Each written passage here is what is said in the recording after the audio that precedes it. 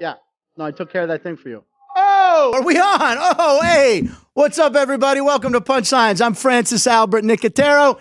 And, welcome to Punchlines. I'm a longtime comedian, lifelong sports fan. And, look at me. I'm Tommy Cutlets, baby. You know how Italian I am? I give my dog meatballs. That's the treats I give him. You know what? When I'm thirsty, you know what I do? I drink Italian dressing, ladies and gentlemen. Oh, that's how much I love Tommy DeVito. I'm drinking Wishbone. Oh, it's got a kick. I didn't rehearse that. Woo! All right. Oh. All right, anyway. All right, I got to snap out of my Tommy DeVito mode. I'm sorry. Everyone's talking about him. He's the talk of the town, Tommy DeVito. And on a very special day, which we'll talk about a little bit later. Have you ever drank? Matt Neverett, by the way, ladies and gentlemen, is filling in for Ryan McCormick. Matt, have you ever drank salad dressing? I certainly have not, especially not at the top of the show. That's a bold play. That's commitment. That's commitment right there. Oh, I'm committing for Tommy Cutlets. Now it just lingers the rest of the show, right? Oh, yeah. Yep. No one come up and talk to me closely. I got my Tommy DeVito outfit. He showed up. I walked in. I got this. Where's Ryan? He's in New York, right? Yeah, he's partying it up. He's got his buddies. All of a sudden, he's well-traveled. Oh, there's Ryan. He was there for the victory party. And there's Frank. There's me, too. Wait a second. Oh, and they were drinking the very rare clear Gatorade. My question is how did you get there, get Gatorade dumped on you, and get back here? I can't reveal all my secrets. I just know that I got a guy who gets me from one place, bada bing, bada boom, A to B. It's a private jet. Flew in right to the Henderson Airport. I was at the game. And then, show this guy. I know everyone's talking about this guy. Tommy Cutlets, Tommy DeVito. What a comeback victory for the New York Giants last night. Were you watching this game? Oh, yeah. I mean, it was hard with the non-staggered start times, but I think if you were on Twitter, this was what you saw all night last night. This guy, this is his agent. It's not his personal hitman. And then they're all up in the stands. I love this guy so much. His dad's a plumber, apparently, right? DeVito Plumbing, I'm hearing. And then they do this. Hey. You got to love it. And I can do this because I'm half Italian, ladies and gentlemen. I don't know if I could pull off that hat that his agent's wearing, but how cool is that hat? I mean, they're just kissing. I mean, hey. What do you think, huh? I think you might wear it better than Sean Stellato is his name. Sean Stellato is Tommy DeVito's agent, right? Yeah. Okay, so this guy was blowing up everywhere on Twitter and everywhere. You know his nickname's Stiletto, right? Has to be. They call him the Stiletto or something like that. What a night. What a game. What a night to be an Italian-American. The tailgating party outside was ridiculous. Oh, it looked unreal. And I will say, you're half Italian. Your name sounds full Italian. It do's. I'm blonde hair, blue eye. I'm not Italian whatsoever. Right. But if I was, take a look here. I'd like to think I'd be a little bit like this guy. Hey. Hey, where's the freaking gabagoo? By the way, what's with Italians in the red fuzzy jackets? Was this a thing? I guess. I didn't even know. I can't believe it. Oh, what are you doing? Valdo Pizzo. Hey, Frank Bergi. Gabagoo. Anyway, what a game. What a comeback for the Giants. And I think we had Alex White here yesterday. She said, take the Giants. The money line. My buddy said, take the money line. He liked the Giants to win. The other game, Dolphins, they crashed. What a choke job. NFL teams up 14-0 with 3 minutes to go or under were 0-767 until last night. Is that correct? Finally, a team. By the way, that's not a ton of points. I was shocked by that. And especially with how seemingly long that amount of time was. Yeah. That had never been done was surprising. 767. And last night, Will Levis, maybe it was something in the mayonnaise and the banana and whatever he does, which I did on this show, which will probably make our top 10 moments of the year, which we're going to start a countdown very shortly. But it was an exciting game, but it didn't compare to the Packers and the Giants. I got to know what the ratings are on the Packers-Giants game because it's, the biggest television market. You got Green Bay, who everyone loves to watch. Just a fun game to watch. It was a fun night. But again, why NFL? This is me and Matt speaking to the NFL. Why are you okay, we love 2 Monday night games. All right. We love that. Gambling. We're here at the South Point Casino. This is Punchlines with me. Frank Joseph Nicotero is my real full name. Now you're stealing my identity, I know. But anyway, here at the Sportsbook, which was jumping last night with 2 different games, tons of Giants fans going crazy. It was a lot of fun. But why are they starting these games at the same time? And it's interesting. I was reading an article last night that the NFL and ESPN and the networks, they've been experimenting when they have, 2 primetime games like that on one day, whether it be a Saturday or a Thursday or something. Different ways and seeing what the viewership numbers are. I think a slightly staggered start would probably be my preferred method to where you're able to watch one game for a little bit. When they do the Monday night premiere, where they start with 2 games, they did have them staggered on opening day. I don't know if they did it this year, but I know in the past few years it's been like a 4 o'clock, or maybe this was COVID reasoning. Maybe that was during COVID when we'd have a couple games. Like we had Tuesday night football, we had Wednesday football, so maybe that was it. But we have 2 games, and you're giving us this treat, but we can only watch one at a time. And now for true degenerates like me who try to watch every part of every game that we can, I've got two TVs at home, so I was able to watch both. But it is hard, I will say, for people that don't that don't make the effort, and you just want to slap on whatever games are on. It is really hard when they are at the same time. I'll be interested to see what the viewership numbers for each of the individual games were. And you have side-by-side TVs? Yeah. Wow. I live with my 2 younger brothers who also work in sports. The 3 of us rent a house out here together. So it's like a cleaner version of Animal House. We don't have the crazy stuff going on, but we do, when especially like the Thursday night, Monday night, Sunday night games, we'll, family dinner style. We'll hang out and watch all the games. Who's mostly like Bluto, like John Belushi? Who's the messy one? Is there one messy one, or are you guys all very OCD clean? I will say definitely not OCD clean, but none of us are. That would be me, so don't let me into that house. Yeah, exactly. It's like I don't know if you know, my script pages have to be like this. My phone has to be equally aligned. Something about having a vowel at the end of your last name means you've got connections. Yeah, exactly. And a lot of live comments going on. Lucky man, what a mensch. Thank you, Paul. What does it? What? What? Why doesn't? Wait. What is this joke he sent? What does an Italian have one arm? Just trying that. Aha! All right, Reno Paul. That is a good one. What does an Italian have when one arm is shorter than the other? A speech impediment. Right, because you got to have. It's my people. You can say it. I can't. I'm half German as well. My mom, Rita Giesinger, is watching, but Nicotero is Italian. Speech impediment. Paul, always with the jokes. Belenkoff was on the Giants. There you go. We're getting to the bottom of who this lucky man is in our live comments. He must know Kevin. We're getting there. Split screen viewing. Yeah, Paul, by the way, Reno Paul's the only person in America, I've mentioned this before, that still uses PIP, the picture-in-picture.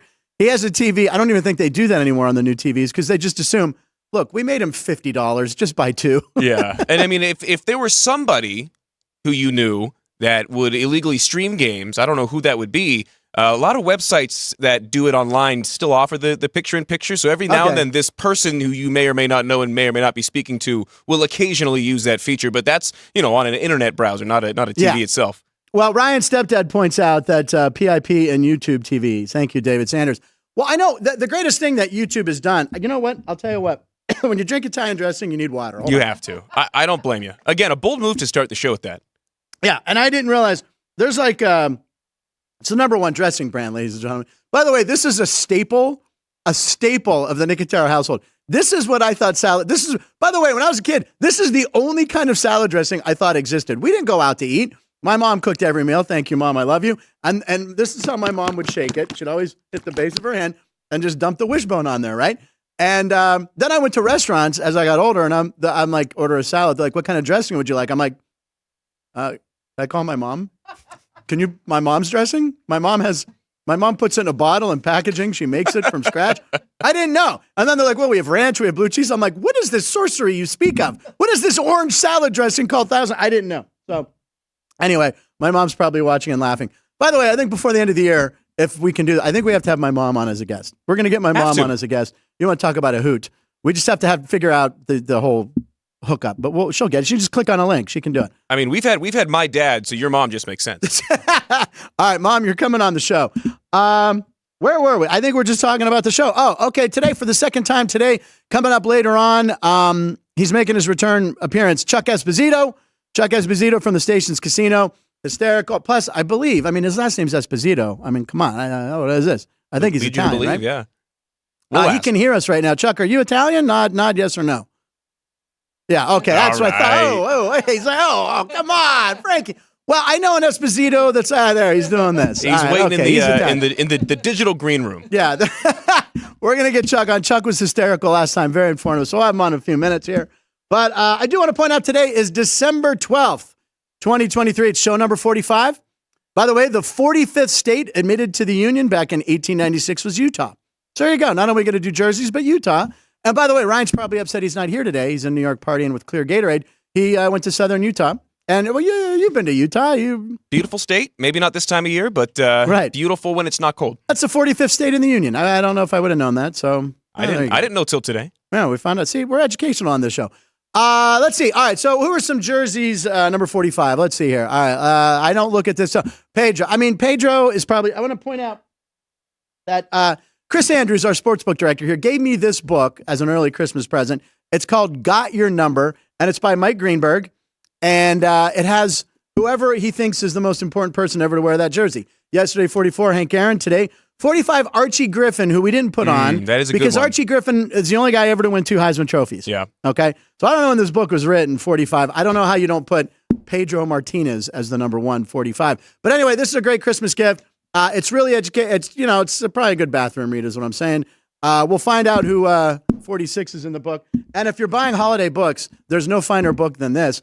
This is Then One Day, 40 Years of Bookmaking in Nevada. This was written by our own sportsbook director, Chris Andrews. So you want a great Christmas present, get this. Bill Neofis, a friend of mine who's friends with Josh Yohe, he's always on the show. He actually had bought this for friends for Christmas over the past few years. He's bought several copies, and he got to meet Chris, and he's like, wait, you're Chris Andrews who wrote those? Yeah. He's like, holy crap. And Bill was in town. He'll be back in January, and we're going to go to the Golden Knights game. Anyway, good Christmas shopping for your sports fan.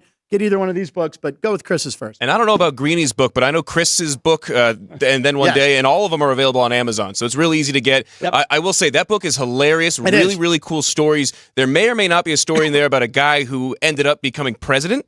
Oh, I haven't gotten that far yet. Keep reading because it's a really funny story about betting baseball in the 80s. But yeah, so I had a good time putting together this collage. Yeah, let's take a look. I always make sure to throw a Pittsburgh guy on there. Yes, so you did. I had to throw the Candyman. Put the Candyman in there, baby. I love John it. Candelaria. Bob Gibson before Pedro was the best number 45 pitcher ever. Bob Gibson, I've told this story before.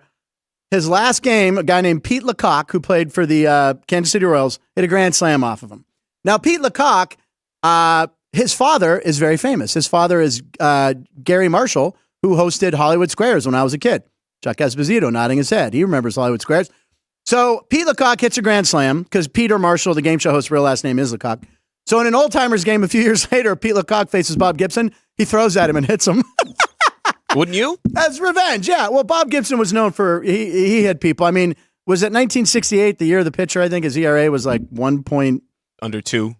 1.21 gigawatts, I believe it was. Something stupid like that. And then he went back in time. But Bob Gibson and Pedro, I mean, one of the finest pitchers of our generation. Have to. And I grew up a Red Sox fan, so I idolized him growing up. Another guy that I did meet as a kid that's on this list is AC Green. One of the reasons why I threw him in there, he was playing in some basketball tournament out here in Vegas back in the day, but really nice guy, really underrated part of some of those dominant Lakers Very integral to the teams. Lakers championships. And when you think AC Green, what's the first thing you think of?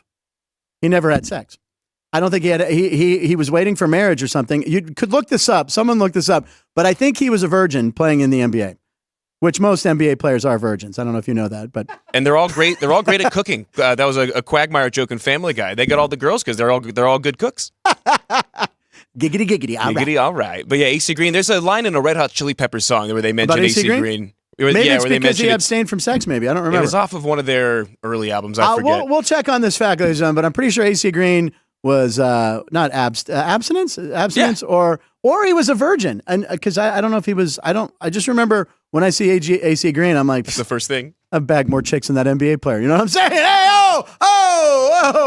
So I threw the Candyman on there, and then Michael Jordan times 2. Michael Jordan twice. Explain why. We see him with the Barons. So when he played baseball, he was number 45. That was his dad's number. It was his dad's dream that he, at least dip his toe into professional baseball. And it was a year after his dad was struck down, and so he wore 45 there. And there was I think he wore 45 on a couple different occasions in the NBA. I know there was a game where somebody stole his jersey. Well, wasn't that his alternate number because they wanted to sell more jerseys? Didn't he come back with the Bulls with 45? It was in his first comeback. I'm sure someone will bring this up. They got to. I got comments, but I'm pretty sure. Remember, because he didn't reveal it till like the game warm up. He took it off, and everyone went, "Oh, it's 45! I got to run and buy a number 45 jersey." I got a great Birmingham Barons story that relates to Michael Jordan. Go. So my first job out of college was a media relations assistant with the Birmingham Barons. Okay. They play in a different stadium now than when he played, but the broadcaster's the same. The announcer, Kurt Bloom, is still a really good friend and mentor of mine. He was the announcer that year. That was his first season doing minor league baseball. And he told me a story of one day before the season, when they said, hey, Michael Jordan's coming, here we go. Michael Jordan said, hey, we have one day. We're going to do it. We have 4 or 5 hours scheduled. Come and I'll sign whatever you want. I'll take pictures with whatever you want. But after that day, don't ask me to do anything. That's genius, right? And so the guy, Kurt Bloom, had just had his first daughter like a week or two prior. Okay. So he has this framed picture in the booth at the new stadium of him, his wife, and Michael Jordan just holding his newborn baby daughter. That's fantastic. Crazy stuff. And apparently really good guy, really generous, as you would expect. He donated that whole bus. There was Jordan wait a second. drives the bus. Was it Nagel that said Jordan's really cheap? That he does, wasn't it? I think like a cheap tipper. And I have heard that he is a cheap tipper. But when it came to stuff that directly benefits him, as far as the bus they were driving on, he said, I'll spare no expense on that. Exactly. By the way, John Candelaria, the last Pirate to throw a no-hitter, I'm pretty sure, unless you count that combined no-hitter, which I don't. It's not. But I think in 75 or 77, that's how long it's been since the Pirates have had a no-hitter. But I went out after a game. I used to hang out at Three River Stadium, and John Candelaria came out, and me and a couple kids were like, hey, can we get an autograph? And he said, come to my car. I've told the story. It has it's not, that sounds bad. It has a happy ending. Not a happy ending. Let me just get to it. Come to my car, kids. He said, come to my car. He had a big Mercedes, and he pulled out like some little cards of him. Like little, it wasn't baseball cards, but cards. And he signed like 3 or 4 and said, here, kids. And John Candelaria, by the way, is like 6'7". So I, at the time, this was probably before I hit 6 foot. So I was probably like, I shouldn't get a laugh, but it did. Whatever. But he was a giant. And anyway, a good guy. So great jersey numbers, great 45, great collage. Thank you very much, Matt. And there's a couple guys that didn't make it, right? Tug McGraw. Now, Tug McGraw played for the Phillies when I was a kid. Chris and I were talking about him the other day because his son is Tim McGraw, country superstar. And I remember this. It's in his book, a biography. A reporter once asked Tug McGraw, which do you prefer, grass or AstroTurf? And he says, I don't know. I never smoked any AstroTurf, which in the 70s, this was like, whoa, oh man, what a clever thing, an AstroTurf. So anyway, he smoked grass, but he never smoked AstroTurf, which I would imagine would kill you, or probably tastes like what I imagine vaping tastes like. That's metal in your lungs. Fake grass. You just go, I got a little Three River Stadium right here. Have a hit. And then who else didn't make the list? Cecil Fielder. Cecil Fielder, yeah. Cecil, whatever. Just call him the big man. There he is. Look at those thighs. That thigh is bigger than my entire body. How much gabagool does this guy eat? Putting on the pounds there, Cecil. Now, my favorite thing about Cecil Fielder was also his son Prince Fielder played.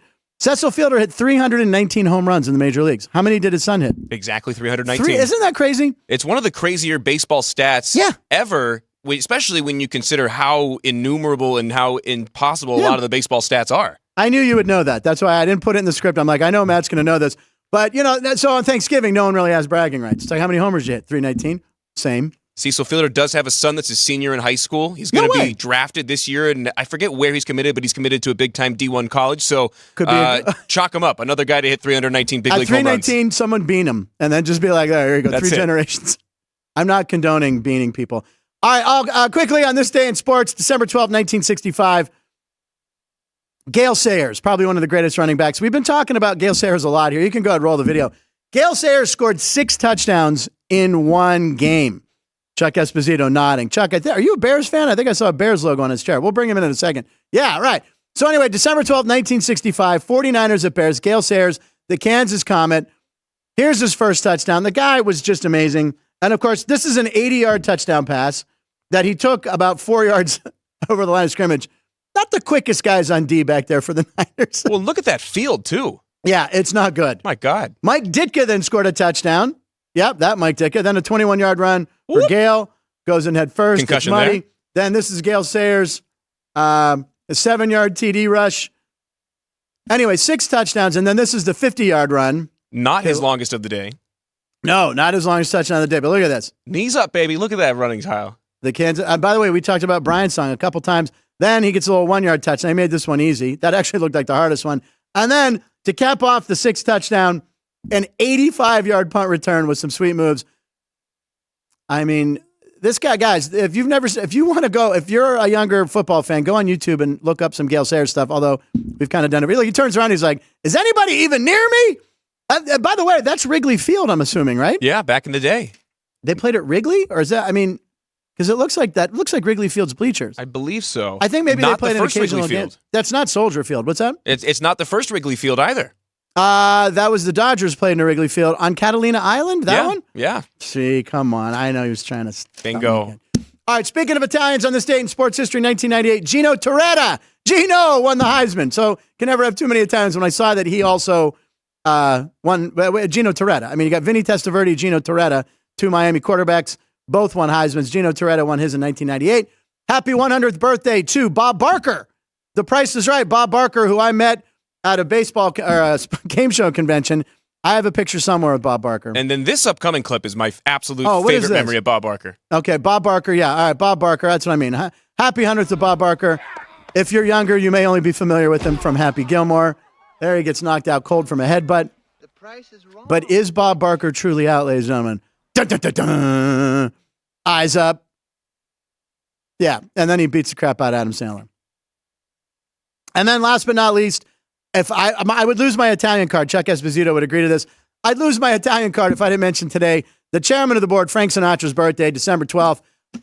Frank Sinatra, a king of Vegas, has a connection to the show, obviously, because he was in the Rat Pack. I always know December 12th when I wake up, it's his birthday. My parents were born on December 12th, and I was named after Frank Sinatra. So I'm a Frank. I'm not a Francis. He was Francis Albert Sinatra. I'm Frank Joseph, but my dad was an uber Sinatra fan. There's the chairman. Or not. Maybe we're not allowed to show Frank's image. Maybe from heaven he's like, there's Frank. Coming down, letting us know. There he is. Anyway, I think he would have been 108 or something like that. I wrote it down. 108, yeah. 108, 108. Anyway, happy birthday to Frank Sinatra. Frank Murgy and I are big fans and a lot of people watching. So anyway, we're going to segue right into another Italian. We had, I got to put my headphones on, don't I? We had Tommy DeVito. My headphones are on. Oh, God. The headphones fell. Cue the Nagel clip. Hold on. All right, I'm fumbling for the headphones. All right, we've had Tommy DeVito. Can I put him on over the hat? Oh, like behind, maybe? No, I don't think so. Now I look like Ralph Cramden. No, I can't do that. The hat's coming off. All right, there we go. Ladies and gentlemen, from the Station's Casino, it's Chuck Esposito. Chuck, welcome back to the show. Chuck. Woohoo! What's up, boys? Hey, man. So, I mean, we had all this Italian stuff with Tommy DeVito, Gino Torretta. We had the age. I mean, what do you think of this time? This is great for football, first of all, and Italian Americans who love watching football. But what a game last night. What do you think of this Tommy DeVito guy? I loved it. I loved the agent on the field with the fedora. Oh, my God. And the whole gimmick, it was great. I mean, it was just fun. There's just so many games that, we're sweating, and it was just kind of a fun type atmosphere last night. I watched over at our Durango Racing Sportsbook, and the crowd was electric. It was fun. And you had two games that at going into the fourth quarter where, looked like the Dogs were going to win outright, and just a dramatic kind of swing in that Dolphin game, and the way that Tommy DeVito was able to bring the Giants back to win. How many Sundays and Mondays and weekends, guys, can you have DeVito, Browning, Zappia, Mullins, Zach Wilson win, and Tua, Herbert, Mahomes, Hurts, and Goff lose? So as you can imagine, from our side of the counter, it was one of the better Sundays we've had over the last month to 6 weeks. Yeah, right. It's very good. Yeah. And by the way, speaking of Herbert lost. Herbert's out for the season now, right? I guess it's index finger surgery. And Matt was doing this. Red rum. Red rum. Yeah, he goes from this to this. But anyway, he's out, and they play Thursday night against the Raiders. Am I right? So I think Amazon, Al Michaels, poor Al Michaels, man. Now he's got to call it. I couldn't even name who the Chargers backup is. When I was a kid, there's a chance it might be Max Duggan, who starts from TCU. Oh, there you go. And that kid was great. Okay, I would like to see that. When I was a kid, the backup for San Diego was always a guy named Gail Gilbert, if I'm not mistaken. I don't know if that was after Dan Fouts, but now you mentioned the Durango Casino. I want to head over there because it just opened, right? And I hear it's just beautiful. It did. Yep. Yeah, it is. It's a really cool experience, especially the book. I think the bar and the video element, the indoor-outdoor restaurant component to George, and just really the entire video wall is a game changer. If you're a sports fan, it really is a cool area to eat, drink, and enjoy the games. Hey, Chuck, this is Matt. Question for you about the design of the book. Did you have any input? What kind of went into how the sports book at Durango is laid out? Because I've seen videos. I haven't gotten a chance to stop over yet, but it looks really cool and really unique. I love the indoor-outdoor idea. Yeah, I think, Matt, it's kind of the sports books of the future is really giving the guests kind of the ultimate book experience where you can get great food, you can enjoy some cocktails with your friends, and that the video presentation is just second to none. And that's what I think we try to achieve. The outdoor component at the George, you can watch games outdoors, have fun. It really expands on what the offering is overall in the book. And I love to use the phrase game changer, no pun intended, but it really is. If you're a sports fan, I recommend everybody kind of check it out and have some fun and watch a game in there. You really feel like you're on the 50 at center court, behind the glass, behind home plate. Every seat is right there. Wow. And you know what? The Steelers play on Saturday. That might be a good little Saturday afternoon stop right there and check out the Steeler game over at the Durango. Now, if I'm not mistaken, I think I saw a clip on TikTok of the Durango. That's right. I'm my age and I'm on TikTok. By the way, Jerry, we're on TikTok as well, right? Now, you can follow us on TikTok at South Point Casino on TikTok. South Point Studio. South Point Studios. Thank you. South Point Studio. The link is in the description if you're watching on YouTube. It is in the description, yeah. So follow us on TikTok, please. And our subscribers are up to, what are we up to? Follow us on everything. Yeah, follow us on everything. 850? 850, is that what it says? We're getting out. Yeah, 850 exactly. 850, all right. Nice. Yeah, 850. So anyway, I saw a video on TikTok. Tell me if this is true. At the blackjack tables at the Durango, there's an ATM at the table. I saw that. Yeah, there is. Not 100% sure it's Matt, true, but Matt, you saw it. But you're probably right. If you saw it on TikTok, yeah, it is of true. course, hey, it's true. I was just like, could you imagine? It was right by first base. So you're sitting there gambling. It's like, damn, I'm going to push off because you're going to spend way more, right? Well, once you get up from the table, yeah, they assume that you're not going to come back, so right. keep you at the table. I also saw, Chuck, a video that they not only have natural light, they've got not the beer, but windows with light coming in, and they advertise it. Wow. They said it's a casino with natural light. True, yep, it's really kind of a cool feature. It's got such a kind of a hip vibe to it that it is quite different than your kind of prototypical casino. I think we did a great job in kind of designing that property and making it inviting. Just the colors, a lot of greens and tans, really an inviting spot to come hang out at. All right, so Chuck, so when you stood up, I could see the feed here before you came on. Do you have a Chicago Bears chair you're sitting in? Did I notice the Chicago Bears logo? I do. I love listening to Gale Sayers and the reference there. It definitely was Wrigley Field. Okay, it was. But yeah, I'm from Chicago, big Bears fan. Now, who are some of your favorite Chicago Bears of all time? I loved Sayers and Butkus. Yeah. Big Urlacher fan as well. Oh, yeah. But they're Richard Dent, Singletary. Oh. Not a whole lot to be happy about if you're a Bears fan. One Super Bowl, probably should have won a few more. Yeah. And I do love Ditka as well. I had an opportunity to meet Coach Ditka a few times, and quite the character. Now, where were you for the '85 Super Bowl? Where'd you watch that win? I just had kind of broke into the industry, and I was working at Caesar's Palace at the time. Oh, wow. Just kind of getting started, and I was one of those guys let's put that Refridge Perry prop up. He's not going to score. And unfortunately, when he did, I thought it might be my last day in the sportsbook industry. But little did we know that it would kind of propel prop betting to where it is today, where it's a vital part of what goes on Big Game Sunday. Yeah, like Chris Andrews has told us that story, that was kind of the first prop bet. Will Refrigerator Perry score a touchdown? It opened up pretty long. Do you remember the odds when it opened and when it closed? What were the numbers? Yeah, do you remember? I think it was close to like 50-1. And you had to be a perfect storm, guys. Right. Number one, would the Bears be winning that big? Would Ditka even put him in that position? And the fact that they had such a big lead, and the only reason he really played that year was payback to Bill Walsh, because he put McIntyre in the backfield in a game against the Bears the season before, and that was kind of payback from Ditka. So, but he became a larger than life character. He scored on that TD pass on that Monday night game against Green Bay, and unfortunately, number 34 didn't score in the Super Bowl, but number 72 did, and the rest is kind of history. Yeah, Peyton was pretty upset about that. I mean, he won the ring. Peyton deserved it. Obviously, he was the heart and soul of that team. But he didn't get that Super Bowl touchdown, but he got the ring. I mean, come on. But they should have. They should have won. I mean, the Buddy Ryan. I know Buddy Ryan and Mike Ditka didn't like each other, especially when the defense carried Buddy Ryan off the field at the end of the game. Right, I know Ditka's like, whoa, Mike Ditka, an Italian from Pittsburgh. Oh, hey, come on, what are you doing, carrying Buddy Ryan off the field?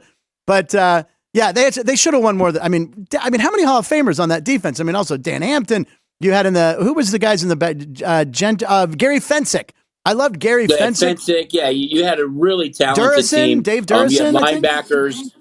You had Otis Wilson, Dave Durison. You had some really talented guys. And offensively, I mean, people don't realize they had the number one offense that season, too, with McMahon and McKinnon and Willie Gault and Matsui and Peyton. They were a very talented bunch. But unfortunately, McMahon really was only healthy one season. And after that, it was Steve Fuller. It was Mike Tomczak. Doug Flutie, they really couldn't get back to it again. But that was a magical season. If you remember, they were on every talk show and the cover of every magazine. And, I can still sing you guys, which I'm not going to do, but I could sing the Super Bowl Shuffle today. Oh, come on. We aren't here just because it was so much fun. Well, you can't sing it without dancing, so we would have to get you in studio for the full effect. Yeah. So we'll get you across town. Speaking of coming across, right, sounds good. Speaking of coming across town, Chuck, you over at Stations have a partnership of some sort with South Point. A lot of similar odds. You talked about the very first prop bet, I guess, with William Perry. What kind of prop bets do you guys take the most action on in a typical NFL weekend at Stations? To be honest with you now, Matt, it's expanded so much that prop betting has become such a big part of what we offer. A number of props on every football game, from player to score first, which gets a lot of action, some individual player props. We're putting these up and expanding our menu on a daily basis. And really, when you think about it, it really was because of that Bears Super Bowl. You had a few props. We just lost Chuck. We'll try to get him back here in a second. This is what happens when you start giving in too much inside information. You know what I mean? You know what I'm saying? You know what? By the way, you're talking to a guy who bets. He's back. Oh, we're back? Oh, Chuck, we lost you there. Chuck, you got whacked for a second. I'm back. You got whacked. He's back, ladies and gentlemen. He's back. All right, Chuck's back. You were just talking about prop bets and first touchdown. Christian McCaffrey seems to be like a safe bet every week to be the first touchdown in any game he plays in. But anyway, just if you want to finish what you were saying about prop bets, I think it seems like newer bettors and idiots like me, I love prop bets because that way, if I'm watching a game where I don't care about two teams, last night I took Tyreek Hill over yards, and then he gets hurt in the first quarter, so that was a bummer. But a prop bet seemed to be I see like a lot of females like prop bets, right? They're a little bit more digestible overall. It's either it's binary, one or the other. Yeah. Yeah, if you don't like one of the two sides, it's prop bets. They become a bigger part of what we offer. We offer them on all sports, and especially key things like the Knights games, for example. We'll put up pages of props just to kind of become the game within the game, to give fans that are going to the game, watching in our sports books, more to kind of cheer about throughout the course of the entire event. And Chuck, here towards the end of December, we're getting into bowl season in college football. What kind of action have you guys taken, and have there been any games that have stood out as a game that maybe is taking a surprising amount of action in your eyes? Matt, bowl season, I think, is so much more different now than it ever was before, with kids that are declaring for the NFL draft. But really, it's the transfer portal. You see almost on a daily basis, and you see more movement than you ever did before on some of these big games. I think we're in an information era, and I would say for both sides of the counter, really be dialed into that information that's out there, because it's almost by hour that you hear something different. I mean, you got Ohio State that went from a favorite to the underdog, with McCord transferring and 10 other kids. So up and down the board, it is way different than it ever was before, guys. Did 10 kids transfer out of Ohio State? Was it 10, really? At least. I believe there's 10, at least 10 in the portal. Wow. And they're all like 3-star or more recruits when they were drafted recruited anyway. Yeah, right. We'll say when they signed in free agency out of high school, because that's what it's becoming nowadays. Right. Now, what do you think of the college football playoff? What's your feeling on this? Who do you like out of those games? I mean, obviously we have Michigan playing Alabama and Texas versus Washington. And we had Sean Salisbury, former NFL quarterback, on yesterday's show. He likes Texas. He lives in Texas, so by law, I think you have to in Texas. But he likes the Longhorns to beat Alabama in a rematch. But what's your feeling on these games?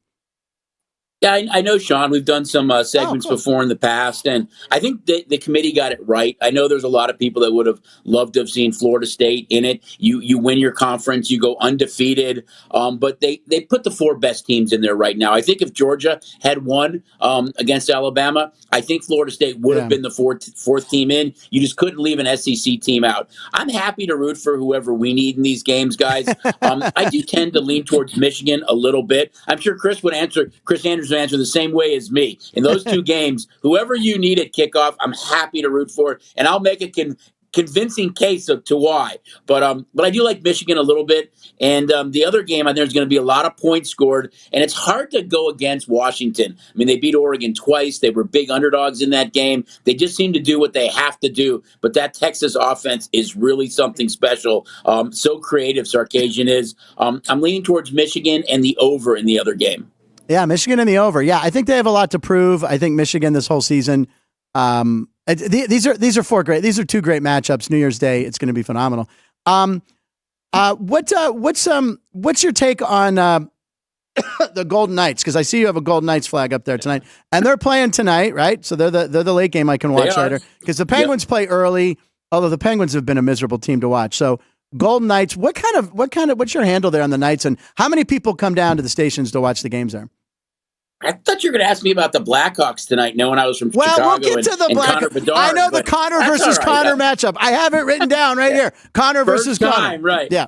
So, I'm a huge Knights fan. Share season tickets with a couple of the guys here. From a fan side of it, Knights fans every night. But from the business side of it, there are many nights that we're clearly rooting against them, especially to cover the puck line and for the game to go over. It's amazing just, if it's the Aces, if it's the Raiders, Rebel football, and the Knights, teams that are relevant out here and our guests and fans can go to the games. We really get fairly one-sided. I'm sure Chris does the South Point book as well. But from a fan side of it, love when they do well. But the business side of it, many times rooting against them guys. And I'm sure we'll have a huge crowd in here tonight watching that game against Calgary, who played a tough game against Colorado last night. So it's even going to be tougher for Calgary probably to hang against the Knights that have seemed to turn it around back in their winning ways just a bit. All right, so yes, I was going to get to the Connor versus Connor matchup. What do you think? I mean, this is a marquee matchup. You got Connor Bedard. You're obviously going to be watching that game. And what is the line on that game? I'll be watching both. Yeah. But what's the line on the Blackhawks game? They're just a little bit of an underdog tonight, boys. Okay. So they're going to need to, get it going a bit. But I think Bedard's been great. They just don't have a lot around him right now. They've got a young player in Kevin Korchinski. They've got Frank Nazar at Michigan, a lot of draft picks coming up, and a lot of kids at Rockford. But right now, he's really kind of doesn't have a lot around him. But I think he's had a great rookie campaign so far. I didn't realize their minor league team is in Rockford. Is that right? Yep. Rockford. My mom was raised in Rockford, Illinois. I've been to Rockford, Illinois. And when you think Rockford, Illinois, I always just think Cheap Trick immediately because the band Cheap Trick is from Rockford. Right. So Rick Nielsen's family owned a music store in Rockford called Nielsen Music. My grandfather worked in the store teaching lessons, and my grandmother worked the register and worked at the store and used to bake peanut butter cookies for Rick Nielsen, right? So nice. My grandmother tells me a story when Johnny Cash comes in, and she goes, Johnny Cash came into the store. So I'm like, oh, tell me about when Johnny Cash came in. She goes, he was all hopped up on something. So, yeah. Have you guys ever seen the picture of Johnny Cash eating a cake in a bush? No, but you got to look that up. Can you find that immediately? Let me try to find it because he might have been hopped up on something in that. I'm sure. So my grandmother tells me, how she used to babysit for Rick Nielsen, who's in Cheap Trick. So, and I'm a big Cheap Trick fan. So I'm at the Boston Logan Airport, and I'm at the Burger King. All right, I'd just been filming. I guess I was filming Street Smarts. And I'm at the Burger King, and I'm getting a soda. I might have been a little hungover. I think we went out late that night. So I'm getting a Coke, and someone else next to me is getting a Coke at the machine. And I turn, and it's Rick Nielsen, guitar player for the band Cheap Trick from Rockford, Illinois. I turn, I go, oh, my God, Rick Nielsen. I'm like, oh, my God. I'm like, my grandmother is Esther Giesinger. And he's like, oh, yeah, how is Esther? How is Esther? And I'm like, oh, she's doing great, blah, blah. But this was before camera phones, so I didn't get a picture. All right, Chuck, last but not least, Chicago Bears. Let's go back to them real quick. They might have the number 1 pick in the NFL draft. Who would you want to see them take? Right, because of the Carolina Panther trade. So I know Mike Wilbon and a lot of Bears fans want to see Marvin Harrison Jr. matched up with Justin Fields, or Do you say, we don't want Justin Fields anymore, and you go Caleb Williams? You as a diehard Bear fan, what's your heart telling you? It's really tough, guys, to be honest with you. Yeah. I kind of go back and forth a little bit. I think the next 4 weeks are going to be a telltale sign. Their defense has really kind of flipped the switch. I mean, if you could have Justin Fields and DJ Moore on one side and Marvin Harrison and Cole Kmet and those young backs and a young offensive line and more salary cap money than anyone else to kind of help, I kind of lean towards Harrison, but I really think the last 4 weeks are going to be just the key. Yeah. If he can really flip that switch, they've now won 2 division games, which they had never done with him before, being the Vikings and Lions back-to-back with Everfluss and Pohl's regime. I think that'll be the telltale sign of what they do. And if they trade that pick, they will get a bounty of picks for someone to trade up and get Caleb Williams. Hey, and Chuck, before we let you go, take a look. We got the Johnny Cash cake Bush pop-up picture. I love it. So was this before or after he went into the record shop, Frank? Oh my God, that could have been. That might be in Rockford, Illinois, right there. Yeah, I don't know what's going on in that picture, but that looks like one of the desserts you can get here at the Great Deli here at the South Point Casino. The best desserts ever, right over there, the deli in the corner of the sports book, right there. Yeah, that's Johnny Cash, a little hopped up. And right it there. is a casino, so you might bump into someone that looks like him. Yeah, and by the way, maybe you'll win some cash. Hey! By the way, the 85 Bears went 15-1. Who did they lose to? Who was the quarterback? Dan Marino! They lost to the Miami Dolphins and Dan Marino. Let's have a shot for Dan Marino. Oh, he did it again. No, twice. And the good news is we did not have to play him in the Super Bowl. I guess that's good news. Point. Frank is hurting. Good point, Chuck. Frank is hurting right now. I'll be back. Matt, throw a commercial. Chuck, thanks for being on the show. I got to do it. Frank is eating Italian dressing. Chuck, thank you so much for joining us. Stop back anytime. Maybe we'll get Frank to eat something that's actually edible. All right. Sounds good, guys. Thanks, man. Always fun. We'll be back.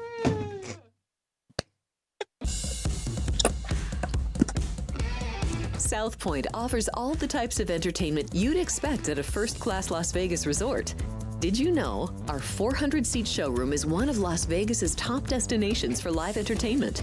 Enjoy live performances by classic Vegas entertainers, bands, and today's hottest comedians, plus a rock and dance floor.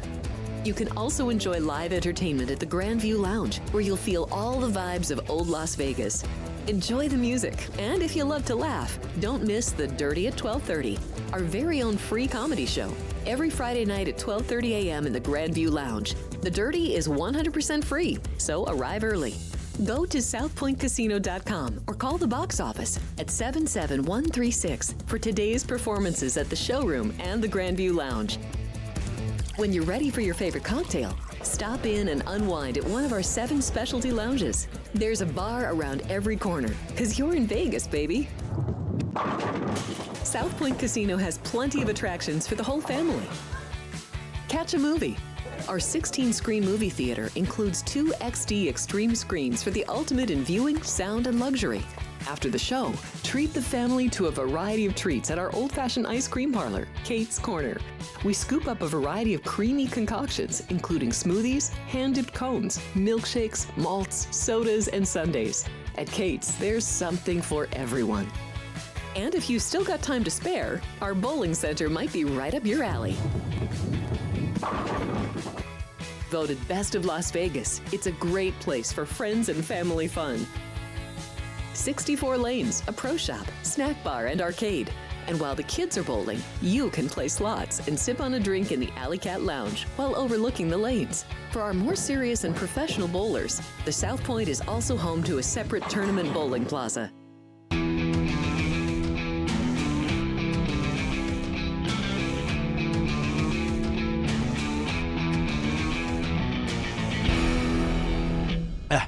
Bottle still has a little chill on it. It's kind of helping with the headache.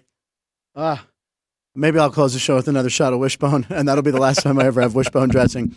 My thanks to Chuck Esposito. Sorry, Chuck, I had to run off camera. Woo! All right, we're back. Ryan is in New York. Ryan will be back tomorrow, correct? Allegedly. Matt, always a pleasure having you on the show. Always like talking stuff with you. And you have a little something you created here that we're going to do. We want to talk. We'll get back to some more gambling. Thank you, Chuck, for talking gambling. What do you got today? I don't know what this is. I don't know much about it. All right, so it's a fun game. Okay. And it's something that is futures bet oriented. And we're talking NFL, so let's go ahead and fire up that first one here. So basically, the game is called This or That. It's which one of these tickets would you rather have in your pocket right now, given what has happened over the last couple of weeks, the NFL season as a whole. So the first one, and this is the only one that I told you ahead of time, so the next couple are going to be surprises. Okay. So Frank Nicotero, right now, would you rather have a ticket for the Chiefs to win it all or the Cowboys to win it all? Let me tell you the upcoming games. Right. The Chiefs play New England, Las Vegas, Cincinnati, and then the Chargers. 4 winnable games. Meanwhile, the Cowboys have the Bills. They're at the Bills, at the Dolphins, home against the Lions, and at the Commanders. Yeah, that's tough. But if you're so the Cowboys are already going to be in the playoffs, right? You got to get to the dance. The Chiefs, they need the number 1 seed. I'm always baffled by that stat that Patrick Mahomes has never played a road playoff game. Wow. Yes, he's never played a road playoff game. They've had home field advantage. That's incredible. Especially considering he broke into the league and started playing in the playoffs in the Tom Brady New England. I'm 90% positive that's an accurate. If any live commenters out there, I'm pretty sure. Although Ryan's dad said, Brian leaves, Frank pukes. I didn't really it was comedy. It was going for the bit. It pains me to say, but I would take the Cowboys easily in that bet. I just think you look at the Chiefs, the whole debacle against the Bills on the call, which, by the way, he was offsides. I understand the refs usually go back. I don't care. You're offsides, whatever. The Cowboys look stronger. I think even if they lose a couple of those games in that tough schedule, I'd take Dallas. The Chiefs have a lot of receiver issues. It's like Travis Kelce and the rest, whereas the Cowboys, very balanced in my opinion. I'd take Cowboys. What about you? And for all the hate that Dak Prescott gets, ho-hum, he's the odds-on betting favorite to win the most valuable player. With Brock Purdy second, I just don't see how Brock Purdy on a team with loaded talent like that, granted, he should be in the conversation, but to have as short of odds as he does to be the second favorite behind Dak Prescott, I don't see it, and that's not hating on Purdy. What if McCaffrey closes with a monster, Debo. Brandon Ayuk has a huge impact. I mean, he has a lot of guys that have a major impact in different ways, too. Debo running the ball. I'll tell you what. Dak, and if you want to put Dak versus Purdy, I think it depends on the next 4 games. Very true. Right? And it's going to be 3 road games for Dallas. And with that being said, though, I'm with you. I like the Cowboys. Yeah, Cowboys. They're as hot as anybody. All right, so let's go to the next one. Yeah, so next one. This is another one to win the NFL championship, Super Bowl, if you will. A little bit more of long shots. Yes. 2 long shot teams, one in the AFC, one in the NFC. The Bills and the Lions have the same odds at 20-1 right now. These are all South Point numbers. It's because the Lions, the Lions are struggling. Well, I have a future bet here I have the Lions to win the Super Bowl. I put 2 futures in on the Dolphins. I have the Dolphins and the Lions. Well, what number did you get Detroit at? I want to say better than 20-1. Yeah, I want to say 60-1. So this is the remaining schedule for Detroit. They play the Broncos, the Vikings, the Cowboys, the Vikings. So they still have the Vikings twice. So. The Vikings, Tommy Kramer's the quarterback. I mean, who's going to be quarterback there? Exactly. And then for the Bills, they go back home next week against Dallas. Then they play at the Chargers, at home against the Patriots, and at Miami to end the year, which that one's going to be a great game in Week 18. Exactly. And Josh Allen, look, I'm a Josh Allen fan. I think the guy's great. I think he does great commercial work. I think he's really natural on camera. I would root for Buffalo in a heartbeat. I've mentioned this before on the show. Grew up in Pittsburgh. Obviously, I'm a Steelers fan. Hate Cleveland Browns, the closest team, but the Bills weren't in our division. They're in the AFC East. So I always had a soft spot for the Bills. And my buddy Mike O'Day's brother, we would watch Buffalo games. He had ties to Buffalo. So I've been to Rich Stadium and froze my butt off. And Jim Kelly's kind of a Pennsylvania guy. So I always like the Bills. So I feel like Buffalo, that city deserves a championship. I guess Detroit does too, right? Because when I was a kid, I did say that the Lions were like my NFC team, and I had a Detroit Lions bike. Wow. I didn't have a Steelers bike. I had a Lions bike. The NFL made these bikes, and it was in a catalog, and I picked it out for Christmas. My mom and dad got it for me, or Santa, I can't remember. But it was a Detroit Lions bike, because I was riding around the neighborhood on my sister's bike, and kids can be ruthless. He's got a girl bike. I'm like, yeah, whatever. And I would go home and cry.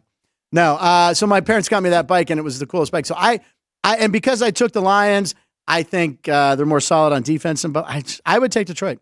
I'm going to go Buffalo just because their defense is at least a little bit more consistent week to week. That's indoor, true. Because Detroit is a team of splits, both indoor, outdoor, home, and road. They have vastly different games depending on their environment. So I think the Bills have been there before. Their head coach going through a little bit of controversy right now, but I think that they are a little bit more consistent. But week Detroit's to week. quarterback has been to a Super Bowl. Very true. So maybe that. I mean, I don't know how much it was McVay or Goff, but I might lean. I'm going to lean Detroit. And by the way, I like both of those teams. If the Steelers aren't in it, yeah, that's right. I'm still holding out hope. Steelers are going to be in it. First, they got to beat the Colts this week on Saturday. Right now at the South Point, the Steelers are 100-1 to win it all. That's it. Also, do you know what the blue, the Lions color blue is called? It's one of my favorite random color names. What's the letter start with? H.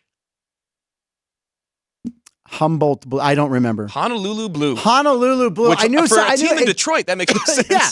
Well, Detroit's very similar to Hawaii. They're on an island. In a lot of ways. Yeah. Landlocked island. And it's very expensive to visit there because Hawaii's expensive cash-wise. Detroit's very expensive because you might be killed. So there you go. You risk a lot in either city. All right, you have another one? Yeah, we got two more. We'll fly through these ones. So this one is just to win the AFC. This is just to win the AFC right now. The Ravens and the Dolphins entering today have the same odds, even given with what we saw last night. Very interesting routes that both of these teams have taken to get there. But ho-hum, here with 4 weeks left, they are the two of the top three betting favorites to win the American Football Conference. So what do you think? Well, as you know, I mean, I feel like you put this one on there because I hate the Ravens. Just wait for the next one. I hate the Ravens more than any team in the history of any. I mean, when I grew up, you hated Cleveland Browns, but the Ravens over the last 20 years, the Steelers and Ravens, of course, the Browns haven't been relevant. Again, Lamar Jackson in the playoffs, terrible. He's not a good postseason quarterback. Tua unproven, but he won a ring at Alabama. And I like the Dolphins. I think they have an explosive offense. I guess the Ravens do too. It could be my heart saying this more than my brain, but I don't know. I take the Dolphins if they're home field in that heat, and if they play in their conditions. I don't know if the Dolphins how they'd play in cold weather, right? So it is interesting too. Listen to these upcoming schedules. These two teams actually match up in Week 17. So leading up to that, right. Baltimore is at Jacksonville, at San Francisco, and then they come home against the Dolphins, home against the Steelers to end the year. So I could very easily see 1-3 at the worst in that stretch for Baltimore, and then for the Miami, Steelers win the division. Bingo, baby. Although next week the Dolphins, they play the Jets, who are coming off of a win. No shot that the Jets are going to be anywhere near competent next week. They play at home against the Cowboys, and then that game at Baltimore in Week 17, which is an early slot game. I don't know why. That should be primetime. Yeah, really. And then Dolphins Bills to end the year. Too late to flex that, or? No, not yet. But given what we've seen, given the schedules, I like the Dolphins out of these two. Yeah, I do too. I'd go Dolphins. I just think they're. I don't know. Lamar Jackson until he wins something, he's awful in the playoffs, and maybe they don't even make the playoffs. I hate him so much. All right, last one. One more, and this is our long shot. And again, this one is going back to win everything. This is to win the Super Bowl. These are our two long shot bets. God. The Broncos or the Browns at 50-1 each. I mean, this is a pizza money lottery ticket. Yeah, right. I mean, I'd take the Broncos. I mean, they got Russell Wilson, who's won a ring. The Browns, I mean, Joe Flacco, who also has won a ring, I guess I should point out. Super Bowl MVP, Joe Flacco. That's right. Jesus. Did Wilson win the Super Bowl MVP when they won? I can't remember who won for Seattle. Did they give it to a defender? Why do I think maybe they gave it to a defense, or did they give it to it wasn't Lynch. I mean, no, I'd have to look. The Christian Hansen, are you watching out there? The upcoming schedules. We got the Broncos with 4 games left, at the Chargers, at the Lions, at home against the Patriots, home against the Chargers. So they do get the Chargers twice without Justin Herbert. I'm going to go ahead and pencil in 2 wins for the Broncos in those games, right? Yeah, of course. Yeah, and then they will probably beat the Patriots, so they'll go 3-1. The way their defense has been playing, I mean, it's been unbelievable. And Sean Payton, again, there's another factor. Head coach has a ring. Browns head coach does not. I take the Browns defense, but who's quarterback? Is it DTR? Is it PJ Walker? Is it Joe Flacco? And they did just lose their left tackle for the season this weekend. But listen to this upcoming schedule. And, sorry, Ryan, but they play the Bears next week. That's an interesting game with 2 of the worst color schemes in the NFL, Bears, Browns. And then they're the Texans, the Jets, and the Bengals in Week 18. That is a soft schedule. It is.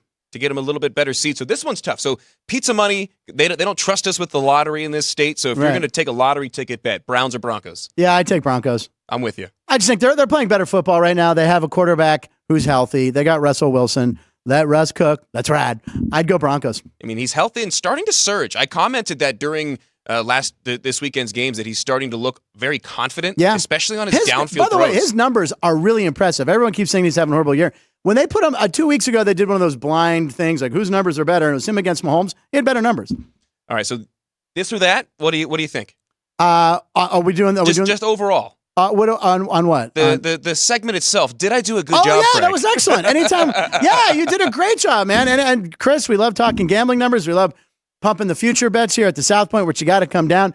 I'm telling you, Monday Night Football was awesome. And if you see this man in a cowboy hat, cowgirl, cowboy. Which one? There's so many cowboys. By the way, so I got off. There's the sports. I got off the elevator, or I came out of the business center today, where I print the script out, and my whole walk here to the studio, I was followed by a man wearing Spurs. And it's I didn't a think little they were eerie. real until I started working here. I know. So I'm walking, and I just hear behind me, ching, ching, ching. And I start walking a little faster, ching, ching, ching. And it gets faster. I'm like, am I wearing Spurs? It was a guy. And so I did one of these things where I'm like looking around. I'm like, yeah, this guy's still behind me. He's still following me. It could have been a stock, could have been a super fan. You know, we have him here for Punchlines with Frank Nicotero. But it's very rare do you see someone wearing Spurs in a casino. But I mean, it's rodeo week, and these couldn't be nicer people in the world.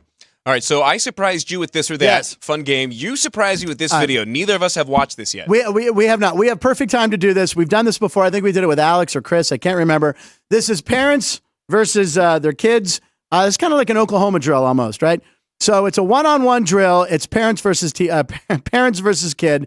We're going to say parent. You either go parent or kid, and we can pause after each one, right?